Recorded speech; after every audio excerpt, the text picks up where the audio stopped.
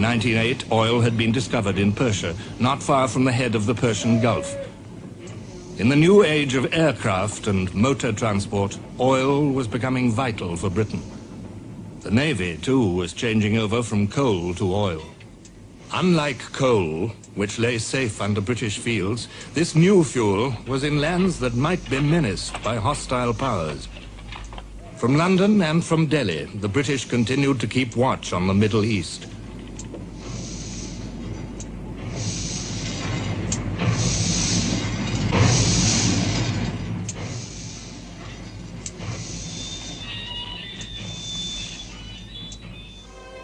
The eyes of the German Empire were also fixed on the head of the Persian Gulf. Through the Balkans, through Turkey itself, and across the sands of Mesopotamia, there lay Germany's road to the east, a road for her busy salesmen and industrialists. The Berlin to Baghdad Railway. By 1914, all but 400 miles had been completed.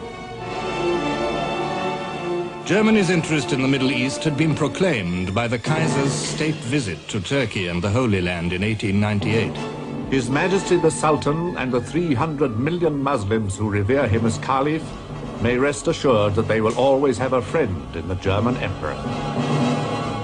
When the Kaiser visited Turkey again, 19 years later, the war between the nations of Europe had engulfed Turks and Arabs and Jews and Egyptians alike. But he had redeemed his promise. In 1914, Germany gave Turkey the warships Goeben and Breslau to replace 2 Turkish ships being built in British yards and seized for the Royal Navy. Britain's act of seizure and Germany's gesture of friendship pulled Turkey from neutrality into war. In Constantinople, the crowds were in holiday mood.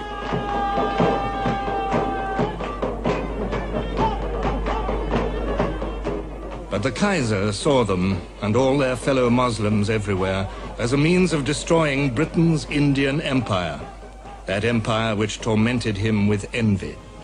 We must inflame the whole Mohammedan world to frantic rebellion against this detestable, treacherous, conscienceless nation of shopkeepers. For if we are to bleed to death, England shall at all events lose India.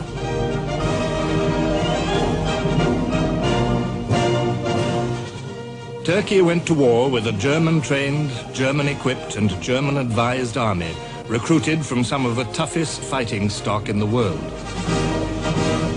Which way would the Turks march? Across the Sinai Desert to the Suez Canal? Down the Tigris and Euphrates to the oil fields of Persia? For the British, the loss of either would have been a catastrophe. In London and Delhi, orders were given. Convoys of troops sailed to parry the Turkish threat. Indians and Australians and New Zealanders to Egypt, British and Indians to the Persian Gulf. The expedition from India landed at the head of the Gulf and marched on to capture Basra, the Turkish port where the great rivers Tigris and Euphrates flowed sluggishly to the sea. The army discovered Mesopotamia, where even the towns were crumbling heaps of mud houses. An Arab proverb said, "When Allah had made hell, he found it not bad enough. So he made Mesopotamia and added flies." Gradually, a primitive base was built up amid the palm groves of Basra. More troops arrived to share the flies and the dysentery. The oil fields were safe.